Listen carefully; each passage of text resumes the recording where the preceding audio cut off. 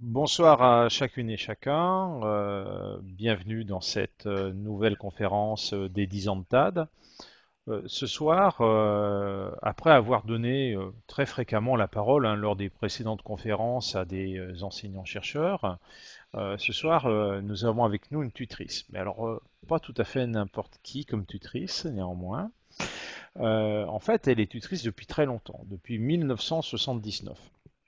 Et elle a une autre casquette, on pourrait dire, c'est qu'elle a été membre fondateur et présidente du syndicat des tuteurs de la Téléuniversité du Québec depuis 1992.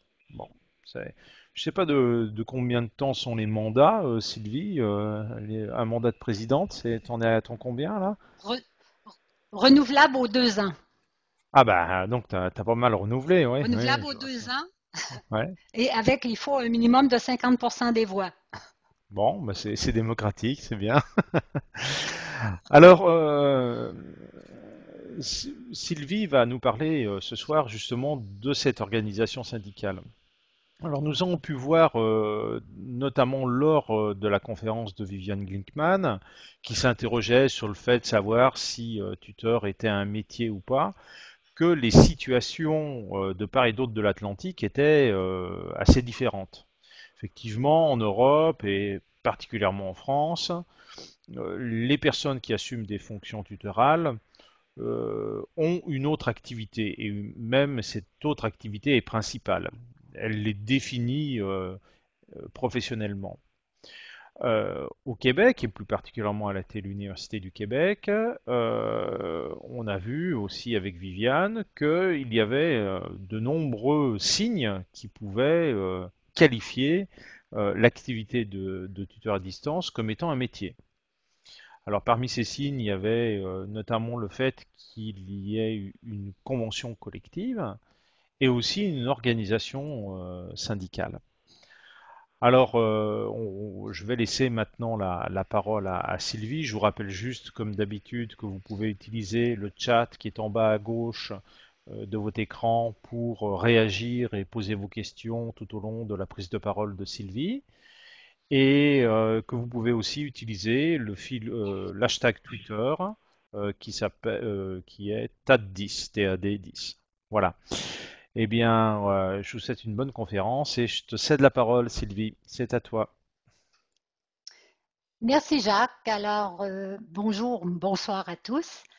Alors, après avoir choisi le thème de ma présentation, la première question que je me suis posée, c'est à qui je m'adresse? Il y a sans doute parmi vous des tuteurs qui éprouvent, comme moi, une grande satisfaction dans leurs tâches auprès des étudiants, mais qui souffrent peut-être d'exercer leur profession, une profession qui n'est pas reconnue à sa juste valeur dans leur milieu de travail. C'est principalement à ces praticiens que je m'adresse aujourd'hui. Les actions et les résultats des démarches entreprises par notre syndicat ne peuvent pas être produites ailleurs, bien évidemment. Toutefois, elles démontrent combien il est important de s'affirmer collectivement pour faire reconnaître la valeur de notre travail. Ça ne viendra pas de l'extérieur. Surtout quand on exerce ses fonctions dans l'isolement, comme le font les tuteurs qui travaillent à partir de leur domicile. Notre histoire est étroitement liée à l'évolution de la téléuniversité et elle a débuté bien avant qu'on se regroupe au sein d'un syndicat. En fait, durant les premières années d'existence de la téléuniversité, soit de 1974 à 1980, les tuteurs jouissaient d'une position relativement confortable, malgré le fait que c'était des employés contractuels. À l'époque, la jeune téléuniversité se disait au service des besoins de formation de la société québécoise. Elle concoctait des cours à vocation socioculturelle. Sa formule d'enseignement était hybride. Ça combinait des études à distance et la participation à des ateliers animés par des animateurs tuteurs. C'était l'époque glorieuse où la jeune téléuniversité réussissait à décupler sa clientèle en quelques années avec plus de 20 000 inscriptions en 1980. Tout ça avec une banque de cours aussi petite que ça, c'est 14 cours. 14 cours pour 20 000 inscriptions. Ce travail-là s'est fait avec un petit noyau de professeurs. En fait, il y en avait 4 seulement à l'emploi de la téléuniversité. 4 professeurs de profil multidisciplinaire. Il y avait 150 employés de soutien et aussi une armée constituée de plusieurs centaines de tuteurs animateurs répartis aux 4 coins du Québec. Les coûts de production du matériel pédagogique de cours étaient amortis sur un très grand nombre d'étudiants inscrits. La téléuniversité parvenait ainsi à remplir sa mission à bien moindre coût que les universités campus.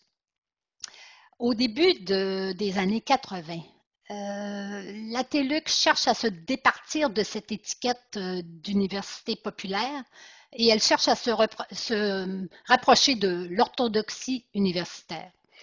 Elle décide alors de se constituer un corps professoral permanent dans différentes disciplines du savoir et puis d'ouvrir de nouveaux programmes d'études, des certificats, du moins un premier baccalauréat, elle n'en avait pas encore. L'objectif de la TELUC n'est plus de se rendre accessible, mais bien de se mériter une réputation d'excellence en enseignement et en recherche. Donc, du début jusqu'à la fin des années 80, le nombre de professeurs a considérablement augmenté et l'offre de cours tout autant. Toutefois, le nombre d'étudiants inscrits n'a pas véritablement augmenté ou si peu. En fait, au début des années 80, il est même devenu plus coûteux de former un étudiant à distance que de le faire sur campus, ce qui menaçait la survie de la téléuniversité. Alors, dans un effort de rationalisation, la téléuniversité décide de réduire les coûts d'encadrement de ses étudiants. Elle abandonne progressivement la tenue des ateliers en présentiel et on remplace ça par des conférences téléphoniques. D'ailleurs, il devenait difficile d'organiser des ateliers en classe faute d'un nombre suffisant d'étudiants par cours. Plus tard, les conférences téléphoniques ont elles aussi disparu et l'encadrement des étudiants est devenu totalement individualisé. Les communications tuteurs-étudiants se faisaient par téléphone et on utilisait la poste pour acheminer le matériel de cours et recevoir les travaux notés. Avec l'encadrement individualisé, on retranchait de la tâche des tuteurs, ce qui leur conférait un statut d'enseignant, soit l'animation d'activités en classe. Les tuteurs subissaient alors une réduction importante de leurs tâches et de leur rémunération. C'est à ce moment qu'est survenu le véritable point de rupture. Les tuteurs n'étaient plus considérés comme de véritables partenaires de l'enseignement offert à la téléuniversité, même que la valeur de leur travail s'est dépréciée davantage dans les années qui ont suivi. Au milieu des années 90, le corps professoral de la téléuniversité avait non seulement grandi en nombre, mais aussi en influence sur la destinée de la téléuniversité. Les professeurs ont aussi pris de l'assurance dans leur capacité de concevoir des cours de haut niveau qui étaient offerts à distance. Même que plusieurs professeurs se targuent de concevoir des cours dits autoportants, des cours pour lesquels l'étudiant n'aurait pas besoin de services de tutorat ou si peu pour réussir son cours. Il n'en fallait pas plus pour répandre l'idée que les tuteurs étaient grassement payés pour le peu que les étudiants attendaient d'eux. En fait, les tuteurs étaient tenus à distance de la vie téléuniversitaire. Le personnel à l'interne ignorait bien souvent à quel point la tâche d'encadrement confiée aux tuteurs s'était alourdie. La téléuniversité était toujours en quête d'excellence et de reconnaissance institutionnelle.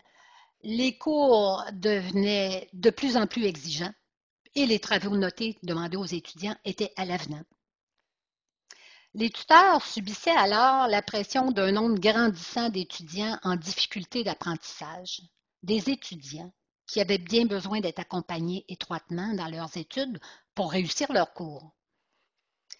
Puis, il fallait bien soutenir la motivation des étudiants à qui on demandait de fournir de plus en plus d'efforts pour satisfaire aux exigences accrues des cours offerts à la téléuniversité. Les doléances des tuteurs n'étant pas considérées avec attention dans les lieux de pouvoir à la téléuniversité, le mythe du tuteur grassement payé perdurait, alors que les tuteurs n'avaient touché, pour ainsi dire, aucune augmentation de salaire depuis le début des années 80. Pendant la même période, les salaires des employés réguliers de la téléuniversité avaient presque doublé. Nous n'étions pas au bout de nos peines.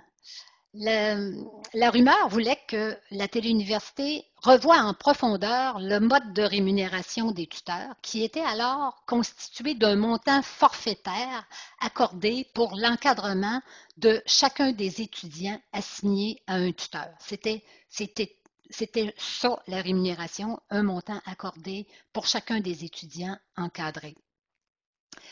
Le modèle de rémunération préconisé par notre employeur s'appuyait sur un fractionnement de la tâche ainsi qu'un minutage précis des temps de correction des travaux notés dans chacun des cours.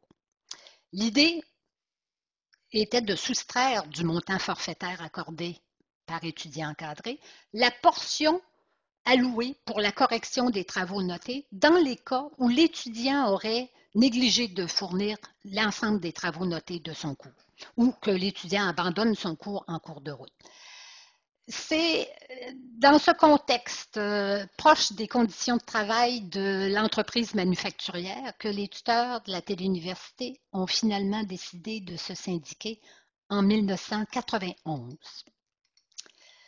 Le plus difficile pour les quelques tuteurs à l'origine de la syndicalisation fut certainement de pouvoir communiquer directement avec les tuteurs. Pour se syndiquer, il faut préalablement l'existence d'un espace commun que partagent les personnes. Or, dans le cas des tuteurs, cet espace commun n'existait pas. Le lieu de travail des tuteurs étant leur domicile, les rencontres de tuteurs dans les bureaux de la TÉLUQ étaient quasi inexistantes. Moi-même, comme tutrice, j'ignorais qui étaient mes collègues de travail, puis j'ignorais même leur nombre. Nous avons dû cogner à bien des portes afin de constituer une liste exhaustive des tuteurs à l'emploi de la téléuniversité. Après coup, il fut relativement facile de recueillir des signatures lors de la campagne d'adhésion au syndicat qui a suivi. On disposait alors d'une liste comportant un peu plus de 300 tuteurs à l'emploi de la téléuniversité. Nous avons tout simplement adressé une lettre aux tuteurs, leur exposant les motifs à l'appui de la syndicalisation. Puis, on a attendu un retour postal pour comptabiliser les adhésions. Il faut dire qu'après 15 ans sans augmentation de salaire, la syndicalisation n'était pas un remède difficile à vendre. Alors, après avoir reçu les adhésions d'environ 60% des tuteurs sollicités, nous avons fait une demande d'accréditation au ministère du Travail afin d'enregistrer officiellement notre syndicat. Notre employeur a aussitôt contesté la représentativité de notre syndicat et déposé en preuve au ministère du Travail une liste contenant plus de 600 noms de tuteurs à son service. Cela faisait en sorte que nous n'avions pas, en vertu de la loi, le nombre minimal de signatures requises pour fonder un syndicat. Ça en prenait 50%. Mais dans la bataille judiciaire qui s'en est suivie, il fut rapidement démontré que la liste de l'employeur était truffée de noms d'ex-tuteurs qui n'avaient pas officiellement démissionné, mais que l'employeur n'avait pas sollicité depuis nombre d'années pour assumer des charges de tutorat. Donc, l'arbitre avait écarté tous ces noms-là de tuteurs qui étaient plus actifs à la télé. Donc, notre syndicat a pu être officiellement accrédité et puis on s'est attelé à la tâche de rédiger un projet de convention collective.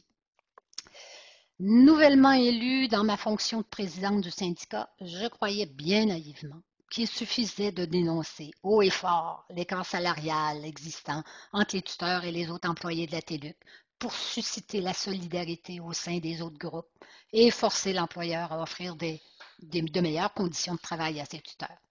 C'était bien naïf de ma part. Notre syndicat dénonçait alors la ségrégation en vigueur à la TELUC, laquelle se manifestait par la coexistence de deux classes d'employés.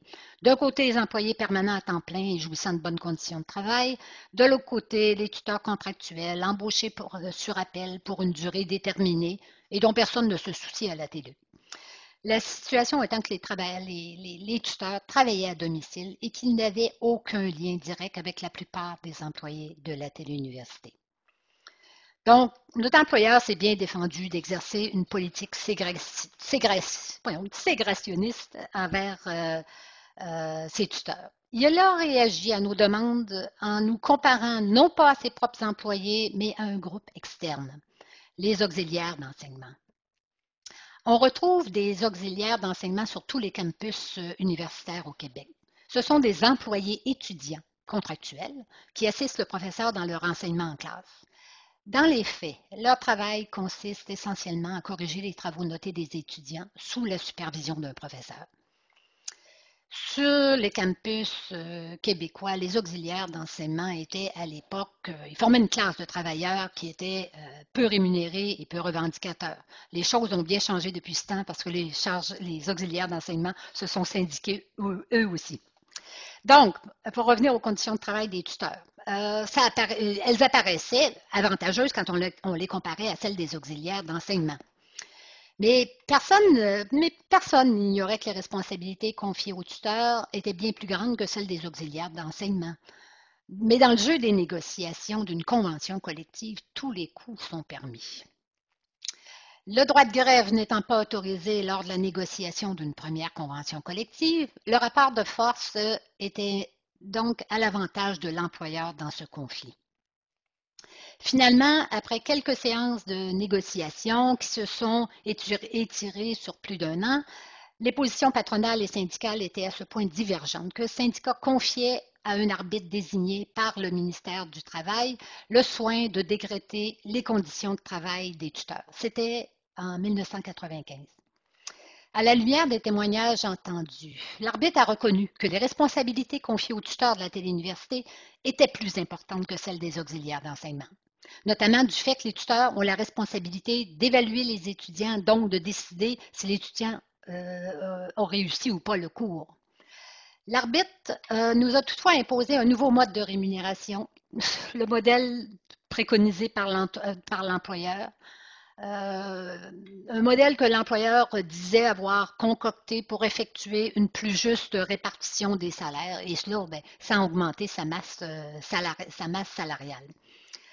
À l'époque, il faut dire que la téléuniversité se trouvait effectivement dans une posture financière qui était difficile. Les augmentations de clientèle étudiante ne s'étant pas manifestées malgré l'augmentation constante de l'offre de cours, la survie de la téléuniversité était en péril. Lors de l'audition des témoins devant l'arbitre, le directeur des affaires administratives de la TELUC a d'ailleurs fait une démonstration éloquente d'une université au bord de la faillite. Bon, dans les années qui ont suivi, la téléuniversité a retrouvé sa santé financière. Toutefois, l'établissement de la juste valeur du travail des tuteurs n'étant pas réglé, le problème est réapparu lors de tous les renouvellements de conventions collectives qui ont suivi la décision arbitrale, l'employeur refusant chaque fois de nous comparer à d'autres groupes d'employés à son emploi. On arrive en 1999. S'amorce alors de grands changements à la téléuniversité, la mise en service du campus virtuel, de l'encadrement en ligne et de l'inscription continue. Les tuteurs bénéficient alors d'une allocation ajustée au prorata du nombre d'étudiants encadrés pour faire l'usage de leur ordinateur personnel, car il était prévu que toutes les transactions administratives pour effectuer leur travail se feraient désormais en ligne. C'est d'ailleurs une nécessité puisque la formule des inscriptions continues faisait en sorte que les tuteurs recevaient des nouvelles assignations d'étudiants tous les jours. Donc, à tout moment durant l'année, ils se retrouvaient avec des étudiants qui débutaient leur cours, d'autres qui étaient à mi-chemin, puis d'autres qui étaient en voie de terminer leur cours. La nouvelle formule d'encadrement prévoyait que les étudiants puissent communiquer avec leurs tuteurs non plus seulement par téléphone à heure fixe, mais également par courriel, les tuteurs devant leur apporter une réponse dans un délai de 2 jours ouvrables. Notre employeur faisait alors miroiter des économies d'échelle que les tuteurs pourraient réaliser en se constituant des foires aux questions. Les tuteurs constatèrent rapidement qu'en offrant une disponibilité accrue à leurs étudiants, ces derniers leur adressaient davantage de demandes. Ils constataient également que la rédaction des réponses à des demandes transmises par courriel leur occasionnait un surcroît de travail considérable, même si les réponses apportées à un étudiant pouvaient éventuellement être mises en banque et resservies à d'autres étudiants. Bref, on constatait que l'encadrement en ligne augmentait significativement notre charge de travail. Une fois de plus, le syndicat des tuteurs porta sa cause en arbitrage au ministère du Travail. L'arbitre rendait cette fois-ci une décision favorable au syndicat, laquelle décision obligeait la téléuniversité à négocier de nouvelles conditions de travail pour ses tuteurs. Nous n'étions pas au bout de nos peines parce que l'employeur allait contester la décision arbitrale qui nous était favorable. L'employeur a contesté en cour supérieure. Il a fallu attendre un jugement rendu par la Cour en 2002 qui réitérait que l'obligation pour l'employeur de renégocier les conditions de travail des tuteurs eu égard au fait qu'on leur demandait désormais de faire de l'encadrement télématique. Mais un an plus tôt, notre syndicat s'était affilié à une importante centrale syndicale qui regroupe des enseignants universitaires contractuels, les chargés de cours. Sous cette nouvelle bannière, la Fédération nationale des enseignants et enseignantes du Québec, on désigne par l'acronyme LAFNEC, notre syndicat a fait des avancées très importantes sur le plan des conditions de travail. Au premier chef, nous avons obtenu le rattrapage salarial attendu pour la surcharge de travail occasionnée par l'encadrement en ligne. Puis fut abolie la formule de rémunération qui nous irritait tant. Désormais, le montant forfaitaire accordé pour l'encadrement d'un étudiant ne serait plus amputé lorsque l'étudiant abandonne son cours sans avoir réalisé tous ses travaux notés. Nous avons aussi réalisé des gains importants au chapitre des avantages sociaux. Des avantages sociaux que l'employeur nous refusait pour un motif bêtement administratif, le fait que notre statut était soi-disant surnuméraire. Par définition, un employé surnuméraire est appelé à répondre à des besoins ponctuels de main-d'œuvre pour une durée bien précise. Et pour nous, ce statut qu'on nous avait accolé ne tenait pas la route, puisque la capacité de la téléuniversité d'encadrer et de diplômer des milliers d'étudiants chaque année reposait sur le travail quotidien accompli par les tuteurs. Donc, sans la présence des tuteurs, la TÉLUT ne pouvait tout simplement pas assurer le service aux étudiants. Alors, mais quoi qu'il en soit, on ne revendiquait pas un statut d'employé permanent. Mais en revanche, ce qu'on revendiquait fermement, c'est d'obtenir les mêmes avantages sociaux que les employés réguliers de la TÉLUT. Et ça, on a enfin, lors de cette négociation-là, réussi à en obtenir plusieurs. Parmi les gains importants qu'on a faits, on a obtenu des sièges avec droit de vote aux instances de la TÉLUT. Pour la première fois, les tuteurs pourraient enfin faire entendre leur point de vue en haut lieu à la téléuniversité. Les tuteurs obtenaient aussi un budget dédié à leur perfectionnement professionnel et même une autre enveloppe budgétaire, celle-ci dédiée à leur intégration au sein de la téléuniversité et à leur contribution à l'amélioration de la qualité de l'encadrement offert aux étudiants. Donc, au terme de cette ronde de négociations, on pouvait croire que les ponts étaient véritablement rétablis entre la téléuniversité et ses tuteurs. Donc, après la signature de cette convention collective en décembre 2003, notre syndicat s'est aussitôt engagé dans une nouvelle mission, celle de favoriser le développement des compétences des tuteurs en matière de tutorat. Le terrain était vierge en quelque sorte, puisque les pratiques de tutorat étaient peu formalisées à la téléuniversité et le développement des compétences de tutorat n'était pour ainsi dire pas encouragé. La formation initiale des tuteurs à leur embauche à la TELUC consistait pour l'essentiel à leur offrir une présentation du cours et de la démarche d'apprentissage, de même que la liste des tâches et des responsabilités des tuteurs en vertu de la convention collective. Accessoirement, quelques formations collectives ont été offertes aux tuteurs à l'occasion de changements technologiques importants. Donc, malgré son expertise reconnue en formation à distance, la téléuniversité ne s'était jamais véritablement souciée d'enseigner le métier de tuteur aux nouvelles recrues, non plus que de développer et de perpétuer le savoir-faire de ces tuteurs expérimentés. Les tuteurs étant des professionnels dans leur domaine respectif, on présumait qu'ils étaient déjà outillés pour accompagner leurs étudiants dans leur démarche d'apprentissage. Or, le syndicat était régulièrement appelé à la rescousse auprès de tuteurs qui étaient accablés par l'ampleur de leurs tâches ou aux prises avec des étudiants difficiles.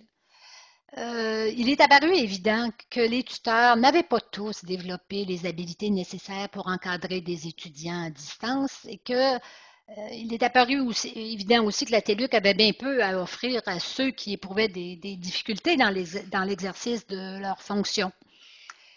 Donc, les premiers projets que nous avons entrepris avec le budget qu'on avait obtenu lors du règlement de la dernière convention collective, c'était le fruit d'une vision bien pragmatique. On s'est dit il faut commencer par offrir aux tuteurs des outils pour faciliter la tâche. Donc, on s'est attelé à faire des modèles de messages d'accueil aux étudiants, foire aux questions sur les services de tutorat, fiches de rétroaction aux examens, tableau de bord pour suivre le cheminement des étudiants assignés aux tuteurs.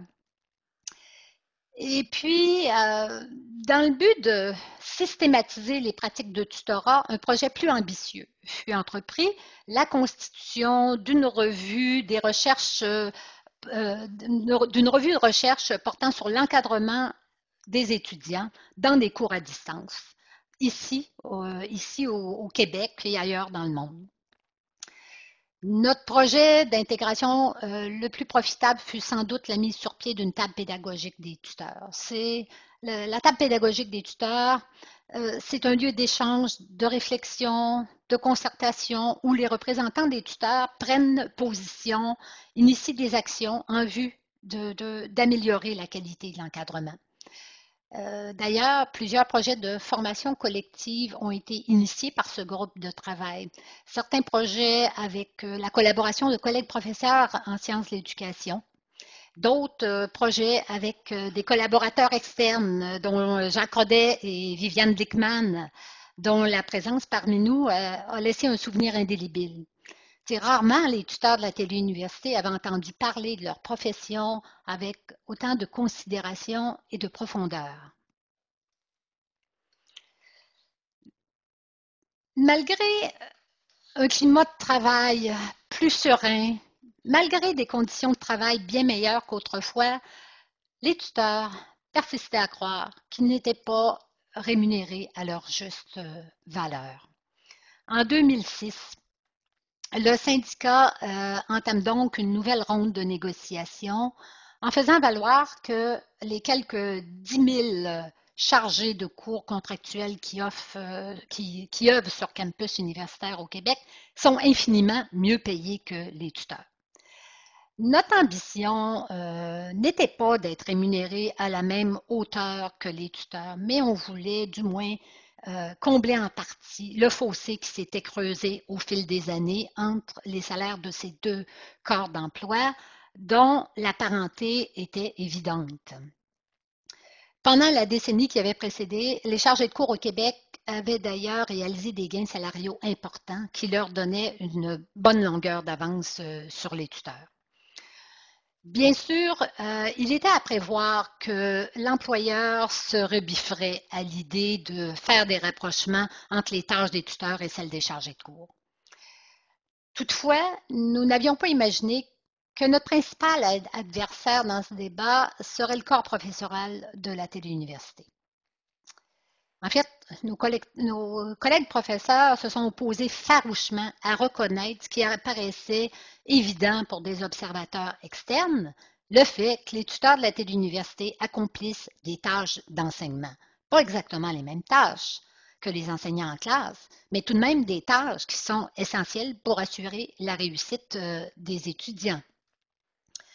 Du point de vue des professeurs de la téléuniversité, seul le professeur chargé de la conception du matériel de cours peut prétendre au titre d'enseignant. Tous les autres intervenants dans le processus n'étant que du personnel de soutien, selon le point de vue des professeurs. En fait, notre employeur s'est bien sûr enfermé dans cette position à la table de négociation, nous refusant tout rattrapage salarial. Alors nous, dans une ultime tentative d'arriver à un règlement avec l'employeur, le syndicat a aligné les demandes salariales à égalité avec les salaires, non pas de chargés de cours, mais de spécialistes en sciences de l'éducation. En fait, les spécialistes en sciences de l'éducation à la TELUC, ils ont pour tâche d'accompagner les professeurs dans la production du matériel de cours, notamment la formule pédagogique du cours. Alors, donc, ce qu'on revendiquait, c'est que nos salaires soient alignés à ceux de ces professionnels pédagogiques. L'employeur a accepté le plafond salarial. Toutefois, il a refusé d'augmenter le salaire horaire des tuteurs sur la base duquel est établie notre rémunération par étudiant encadré, ce qui revenait à dire que les tuteurs devraient effectuer un plus grand nombre d'heures de travail que les spécialistes en sciences de l'éducation pour atteindre ce plafond salarial. Donc, c'était le deux poids, deux mesures, le même salaire maximum, mais les tuteurs devant fournir davantage d'heures de travail. C'est sur cette pomme de discorde que le syndicat des tuteurs déclenchait une grève générale le 10 janvier 2008, et ce, après 2 ans de négociations. Ce mouvement de grève était appuyé par presque tous les syndicats de chargés de cours au Québec. Le conflit a été largement étalé sur la place publique. Il a fait bien mal paraître la téléuniversité. Sans compter aussi les pertes de revenus importantes qu'a subies la téléuniversité du fait que ses étudiants désertaient ses cours durant cette période difficile. Le syndicat a finalement obtenu gain de cause et les tuteurs sont rentrés au travail après 10 semaines de grève. Ce conflit a laissé des stigmates qui n'ont pas encore totalement disparu à ce jour. Et c'est dans les relations parfois hostiles entre les professeurs et les tuteurs qu'elles se manifestent. Les professeurs sont campés fermement dans leur position de maître absolu de l'enseignement offert à la téléuniversité et les tuteurs défendent vigoureusement le territoire qu'ils occupent, l'encadrement des étudiants. On a eu une nouvelle direction administrative qui a été créée en 2011, la direction de l'encadrement, dont relèvent désormais les tuteurs et dont l'un des mandats est justement d'établir une communication fluide entre le personnel d'encadrement, les tuteurs, et les unités d'enseignement et de recherche où logent les professeurs. 2 ans après sa création, la légitimité de la direction de l'encadrement n'est pas encore pleinement reconnue au sein du corps professoral. Dans l'intervalle, le travail continue de se faire en silo. D'un côté, les professeurs conçoivent et révisent les cours. De l'autre côté, les tuteurs encadrent les étudiants. Les uns et les autres se fréquentent très peu. Et le lien de subordination qui lie les tuteurs aux professeurs ne favorise pas la franche collaboration. Pourtant, la collaboration serait bien nécessaire, ne serait-ce que pour faire connaître aux professeurs les écueils rencontrés par les étudiants dans leur apprentissage de la matière du cours. Bien des tuteurs taisent les faiblesses et les manquements qu'ils relèvent dans le matériel de cours ou taisent les critiques des étudiants par crainte de subir la disgrâce du professeur responsable du cours. Être en disgrâce, ça veut dire que le professeur pourrait écarter votre candidature pour faire du tutorat dans ses futurs cours, et ce, en établissant des exigences de qualification, disons, capricieuses. Il y a tout lieu de penser que c'est une minorité de professeurs qui se prêtent à de telles manigances. En revanche, la méfiance des tuteurs envers le corps professoral, elle est bien répandue.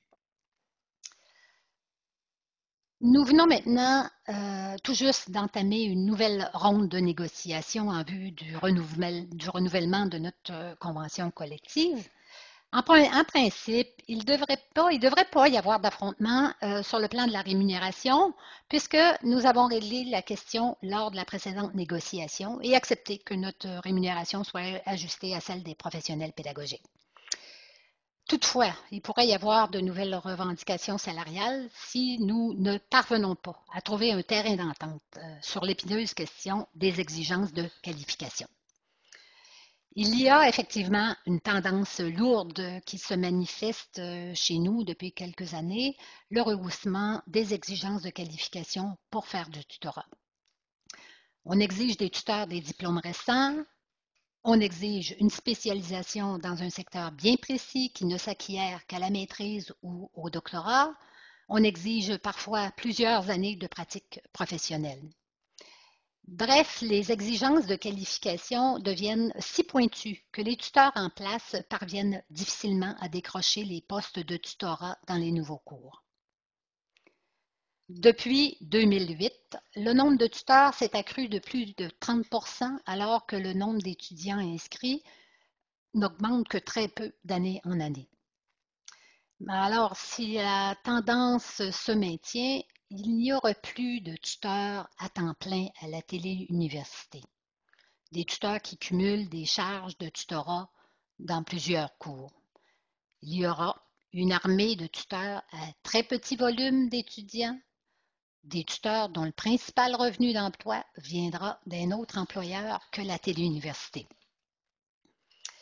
Le syndicat, sur cette question, est d'avis que les tuteurs doivent assurément posséder une solide formation de généralistes dans leur discipline.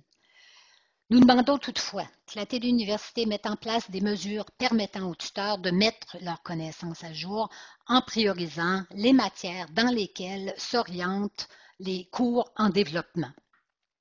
Ainsi, on souhaite favoriser l'embauche dans le bassin de tuteurs en place. Nous demandons aussi que soient normalisées les exigences de qualification, ce qui n'est pas le cas actuellement. Les exigences de qualification étant établies à la discrétion du professeur responsable du cours, elles sont parfois hautement subjectives ou bien démesurément élevées en comparaison de cours connexes développés par d'autres professeurs. Si nous ne parvenons pas à convaincre le corps professoral de revoir les exigences de qualification, l'épineuse question des salaires va refaire surface. Si on exige des tuteurs qu'ils détiennent des qualifications bien supérieures à celles qui justifient leur niveau de salaire actuel, il apparaît légitime qu'ils revendiquent des salaires plus élevés. Alors que se préparent peut-être des affrontements sur la question des compétences disciplinaires des tuteurs, des travaux de recherche se poursuivent paisiblement sur un autre terrain. Nous développons en ce moment un ambitieux projet, soit l'élaboration d'un référentiel de compétences des tuteurs de la téléuniversité. Notre idée n'est pas de réunir les prescriptions de théoriciens de la formation à distance en matière de tutorat, mais bien de construire une représentation collective partagée, qui accomplisse les tuteurs et aussi des valeurs qu'ils partagent, et ce, quel que soit leur champ disciplinaire. Pour nous, le produit collectif de cette démarche devrait contribuer au renforcement de notre identité professionnelle. Cela devrait aussi nous permettre d'évaluer de façon plus systématique les besoins de formation initiale et de perfectionnement des tuteurs. Puis peut-être même qu'on pourrait envisager la création d'un programme d'études menant à une certification en tutorat à distance. Je vous en dis pas plus sur ce projet.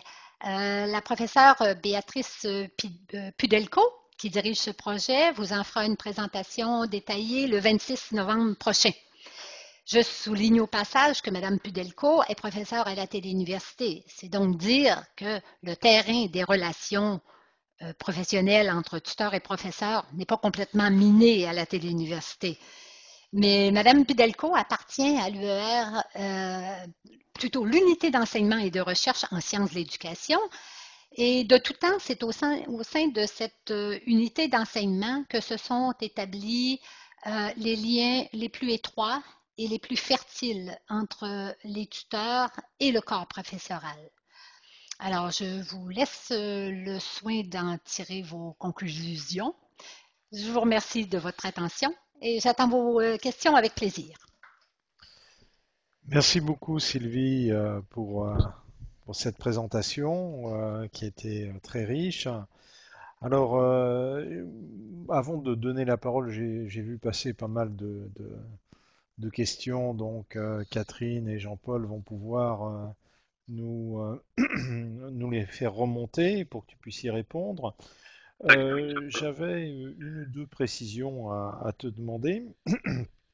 Tout d'abord, tu as fait référence à une revue. Je voulais savoir quel était son titre et puis si elle existait encore. La revue de recherche qu'on a constituée, Oui. oui, la revue, je me souviens même pas du titre. Nous ne l'avons pas diffusée. Elle est conservée soigneusement dans les archives de la table pédagogique des tuteurs. Ok, d'accord. Donc c'est Mais pas nous une avons revue qui constitué. continue d'exister à ce jour, hein, c'est bien. Non, non, non, non, Ok. non. On y a fait des ajouts, mais c'est pas, c'est un travail c'est pas un travail auquel je dirais qu'on se consacre là, sur une base continue. Oui, je comprends bien. Oui, alors bah, tu nous as bien montré hein, que cette reconnaissance des tuteurs et puis conséquemment hein, l'amélioration de leurs conditions de travail avait été ben, un chemin de lutte et de lutte continue en fait. Hein. Tout d'abord, moi j'ai été très frappé quand tu as évoqué le fait que ben voilà, les tuteurs ils se connaissaient pas.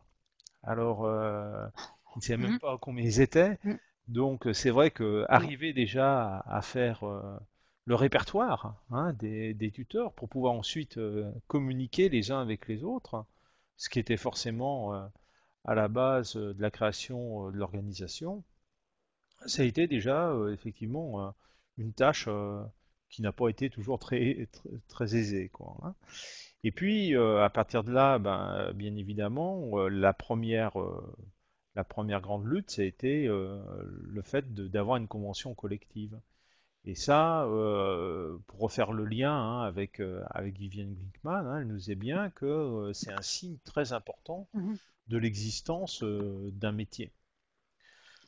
Alors, bon, bah, après, tu as développé, je ne vais pas reprendre tout ce que tu as dit. Euh, alors, peut-être juste une question avant de passer la parole à Jean-Paul et à Catherine. Actuellement, les revendications de tes mandants, quelles sont-elles? Est-ce que ce sont avant tout des revendications qui sont liées à leurs conditions de travail, aux conditions matérielles de leur exercice, ou est-ce qu'il y a aussi, comme je l'avais noté durant la lutte de 2008, hein, une volonté forte de reconnaissance? Euh, En fait, ce qu'on veut, la principale revendication est certainement, comme je vous disais sur la fin de mon exposé, stabiliser la situation des tuteurs de la téléuniversité. On ne revendique pas la permanence. On veut toutefois que l'employeur mette en place des conditions qui nous permettent de se qualifier pour les cours en développement. Mhm. Nous savons que nous avons besoin d'un noyau de tuteurs qui ont fait leur nid à la TELUC, dont ils tirent leur principal revenu de la TELUC. C'est essentiel pour se maintenir comme groupe à la TELUC. C'est pas vrai qu'on peut continuer d'exister si on gagne tous notre vie ailleurs dans un autre emploi. Alors, et combien? Il faut que, ça prend, c'est pas tous les tuteurs, mais ça prend un noyau de tuteurs qui s'investit à temps plein, sans quoi c'est pas possible. Ce n'est pas possible d'améliorer. Je pense pas qu'on puisse améliorer les conditions de travail. Quand c'est un revenu d'appoint, on tolère la situation tant que c'est tolérable. Après, on va se faire voir ailleurs. Quand Mhm. c'est ton emploi permanent, tu te bats pour améliorer tes conditions de travail. Et en fait, on est bien conscient que c'est les tuteurs à temps plein qui ont le temps de réfléchir à leur pratique, qui ont le temps de se questionner, de se documenter, de voir comment améliorer les pratiques professionnelles. C'est eux qui s'occupent, c'est eux qui s'occupent de ça, ce terrain. Mhm. Alors, ça prend un noyau, ça prend véritablement un noyau. Et toutes ces démarches-là, ça redonne confiance dans ses capacités. Ça donne confiance dans sa valeur aussi. Et c'est ce qui fait que les revendications qu'on a, elles sont pas, elles sont pas inscrites dans un rapport de force qui est vide de substance. On revendique ce qu'on croit qui nous revient de juste droit. Et donc, C'est, il y a la c'est, question de la... c'est pas, c'est ça. Oui, Hmm? je t'en prie, Sylvie. J'ai pas entendu. Non, Je n'ai pas entendu. je disais que c'est forcément lié l'existence de ce noyau à la politique de formation continue, de l'évolution des compétences de de ces tuteurs qui, eux, travaillent de manière permanente pour la TELUC. Oui, oui, effectivement. Mhm. Très bien. Alors, Jean-Paul et Catherine, peut-être Catherine déjà sur le chat, hein, tu as repéré, je pense, des questions. Oui, de nombreuses questions sur le chat tout au long de l'intervention de Sylvie. Donc j'en ai de nombreuses. Je vais commencer par celle-ci. Sylvie, la question posée par Badreddine Boussasaf, sur quelle base les personnes étaient considérées comme tuteurs? Sur quelle base? Le comparateur professionnel? Non, aucun. L'employeur, ça dépend de qui, là, du point de vue de l'employeur, du point de vue des professeurs, c'est différent. Pour les professeurs de la TELUC, je vous disais, euh, pour eux, il n'y a que le professeur concepteur du cours qui fait une tâche d'enseignement. Tout le reste, c'est des emplois de soutien. Alors, il n'y avait pas il n'y en a pas de comparateur. Mais on constate toutefois que en nous désignant comme des accompagnateurs, ce, ce terme-là ne met pas en valeur notre profession parce que de l'accompagnement, on a vite sauté aux conclusions, c'est pas de l'enseignement, c'est du soutien à l'enseignement. Alors, on n'aime pas tellement ce mot-là. Nous, on prétend, on soutient que les tâches qu'on fait, ce sont des tâches d'enseignement. Oui, alors Bien Geneviève, que les professeurs ne sont pas d'accord avec ça, nous, on le maintient. oui, mais Geneviève Jacquinot, lors de la conférence de Viviane Klinkman, nous faisait remarquer que ben, investir les fonctions tutorales, donc apporter du soutien à l'apprenant, c'était partie intégrante du métier d'enseignant. Donc bon, et on sait qu'il y a Mhm. effectivement certains enseignants qui n'en sont pas persuadés, oui. Oui, c'est ça. C'est ça. Comme s'il n'y avait pas toutes les tâches, les mêmes tâches que dans un enseignement en classe, qu'on ne peut plus prétendre au titre. Mhm. Nous, c'est vraiment ça qu'on conteste depuis toujours. Je me dis, si on a réussi à, à rallier les chargés de cours sur campus à cette conception, c'est donc que c'est crédible là, comme discours. Et d'ailleurs, chez nous, la formation à distance commence à s'implanter tranquillement dans les campus universitaires et les chargés de cours sont appelés à faire de l'enseignement à distance, même chose que nous. Mais oui. Eux s'inquiètent surtout s'inquiètent surtout des aspects technologiques du travail, mais pour eux, c'est un défi important d'être privés du confort de la classe pour pouvoir faire leur travail. Puis c'est pas facile pour eux non plus là, d'entrer dans cette nouvelle formule. Mhm. Catherine, d'autres questions? Tu m'as dit qu'il y en avait Alors, plein, alors. j'en ai de nombreuses. Une autre question qui a trait donc aux différents publics énoncés, les auxiliaires d'enseignement, les profs, les tuteurs, les apprenants dans ce paysage. Est-ce qu'ils ont une cartographie Oh, bonne claire question. des Oui. acteurs? Oh, oh, j'aime cette question. Les étudiants de la TELUC nous appellent leur professeur. Pour eux, le professeur, c'est celui qui répond à leurs questions, qui aide à régler leurs difficultés d'apprentissage. Pour eux, là, c'est véritablement ça, le professeur. Puis, il y a l'autre qui a écrit le livre. Et ça, je dois vous dire que certains professeurs de la TELUC sont très irrités de ça, même qu'ils ils reprennent l'étudiant au passage, disant non, c'est pas des professeurs là c'est pas un professeur qui vous a répondu, c'est un tuteur. C'est ça. Mais il faut dire que les professeurs se sentent menacés aussi parce que dans les universités campus, les profs des universités campus, quand ils regardent nos profs de la télé, ils leur disent, ben, vous faites pas vraiment de l'enseignement, vous encadrez pas les étudiants, vous vous occupez pas des étudiants, vous faites de la conception de cours. Alors, vous comprendrez que chez nous, nos profs se défendent, disaient non, ce qu'on fait, c'est l'enseignement.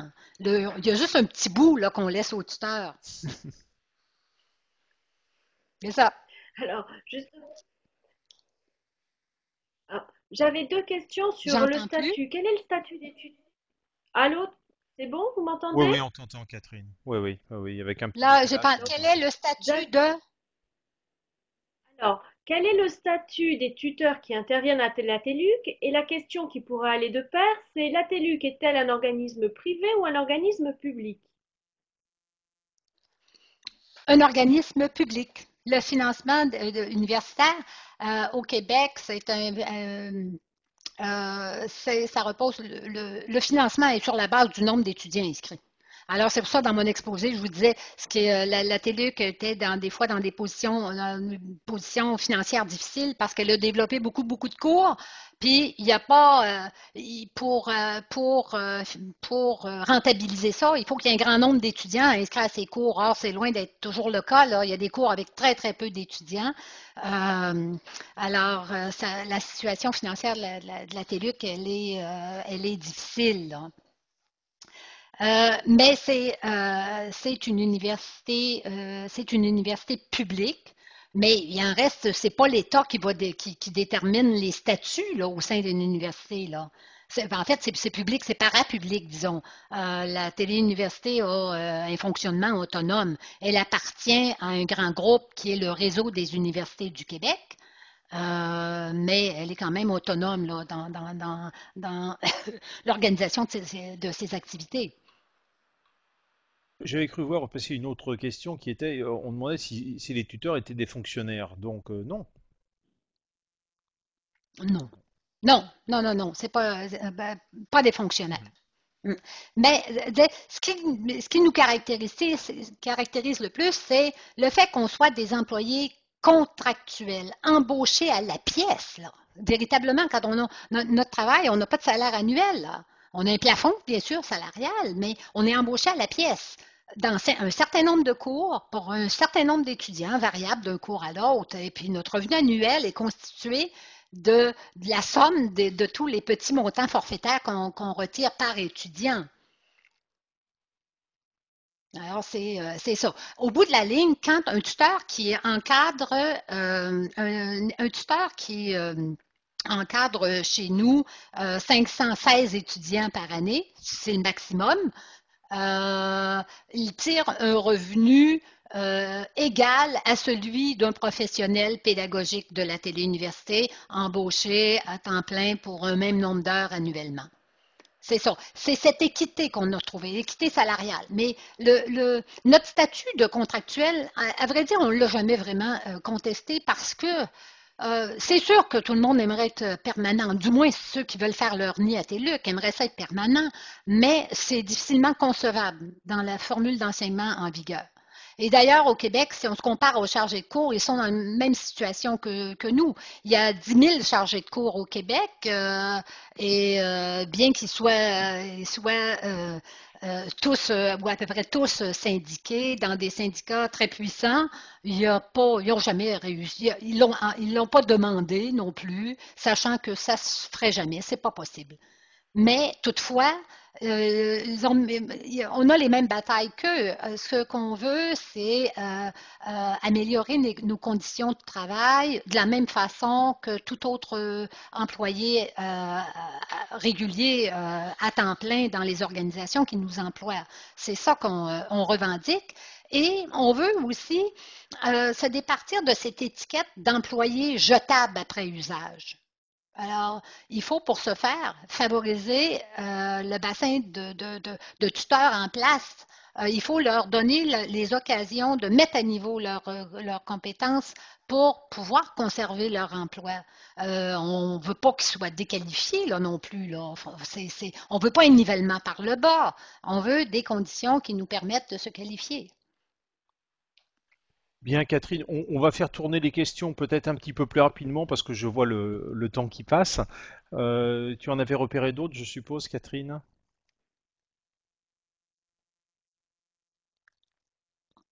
Oui, Catherine, tu m'entends?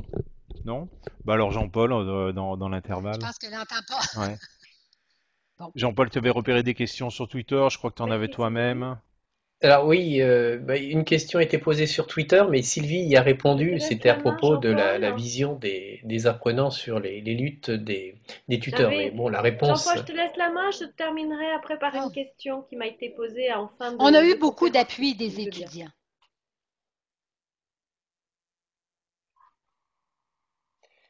oui, bah, Ok, Catherine. j'avais donc posé une question. C'était quelle est la position des enfin, du ou des syndicats d'enseignants par rapport à aux revendications des tuteurs, parce qu'on a bien senti qu'il y avait des oppositions, j'allais quasiment dire des positions de classe, ça me paraît dans un registre. Oui. Alors, quelle est la Oui. position des Mhm. syndicales, des syndicats d'enseignants? Bon, les syndicats avec lesquels on est affilié, les syndicats de chargés de cours, qui sont à l'externe dans d'autres universités, bien sûr qu'on est au sein de la même fédération, nous avons des liens très étroits. Avec les syndicats à l'interne à la télé-université, nous n'en avons pas. Non, les professeurs, ils sont regroupés ensemble au sein de leur syndicat à la TELUC et puis ils sont au-dessus de tout le monde. Les employés, les professionnels et employés de soutien sont ont aussi leur syndicat. Mais chacun travaille en silo dans ses propres intérêts. Je dirais que c'est ça. Les professeurs veulent renforcer leur emprise sur la TELUC. Ils sont déjà très bien placés, puis ça continue. Puis nous, on veut préserver notre place. Chacun se bat pour des intérêts qui lui sont propres. Mais il n'y a pas d'alliance. Non, à vrai dire, il n'y en a pas. Il y en a rarement si je regarde sur les campus universitaires, on en voit très rarement des alliances entre les syndicats. C'est chacun ayant ses intérêts propres.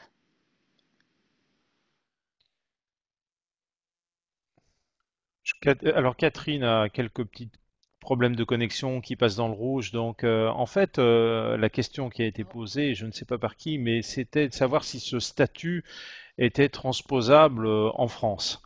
Alors, Bête qui a posé la à ton question. avis, Sylvie, tu penses que c'est transposable? Oui, bien sûr, ce statut-là serait transposable et ce que je vous disais au début de mon exposé, pour ce faire, ça prend un noyau de personnes qui décident de prendre leur situation en main. Euh, il faut se dire que quand on est des partenaires indispensables, hein, je ne sais pas chez vous comment ça fonctionne, mais s'il n'y a pas de tuteur, imaginez s'il n'y a pas de tuteur, est-ce que les institutions d'enseignement qui offrent l'enseignement à distance sont capables d'opérer? Est-ce qu'ils sont capables d'opérer sans tuteur? Si la réponse est non, les tuteurs ont une marge de négociation là-dessus. Et c'est sûr, il ne faut pas brandir la menace de débrayage à tout bout de champ. Quand on le fait, quand on débraye, nous, on ne l'a pas fait souvent, on l'a fait une fois, mais on le fait là, on le fait avec une profonde conviction qu'on resterait dehors tant que ça ne serait pas réglé. On avait le sentiment profond que ce qu'on revendiquait était juste et légitime, puis que même si c'était souffrant, il fallait attendre que ça se règle, patiemment. C'est ce qu'on a fait. Le plus difficile pour nous dans cette situation-là, ça a été de priver nos étudiants de services. Et ça, je dois dire, sur la place publique, on n'a pas ménagé les messages, de dire à quel point cette situation-là, on la jugeait déplorable puis pour nos étudiants, qu'on regrettait amèrement de devoir leur faire subir ça, parce que en quelque sorte, ils étaient les otages. Puis on le reconnaissait. C'est sûr que vous vous trouvez pris en otage dans cette situation-là, mais que voulez-vous? On n'arrive pas, nous, vos enseignants, à se faire entendre. Il était sensible à nos revendications. Les étudiants trouvaient ça profondément injuste que leur tuteur ne soit pas traité à égalité avec les autres employés de la téléuniversité, là. Avec ça, on a été actifs auprès de l'association étudiante. On n'a pas ménagé nos efforts là, pour leur faire comprendre ce qu'on vivait. C'était une situation qui était très difficile, puis qu'on avait besoin de leur soutien. Une communauté pétée sur la transposition. Alors, ce qui se passe, c'est qu'en France, on est parfois même obligé de convaincre de la nécessité du tutorat dans certains lieux. C'est-à-dire que ça ne va pas forcément de soi. C'est pas une activité. Comme tu le disais, il y a des concepteurs qui sont très confiants hein, dans l'autoportance de leurs cours. Et voilà. Oui.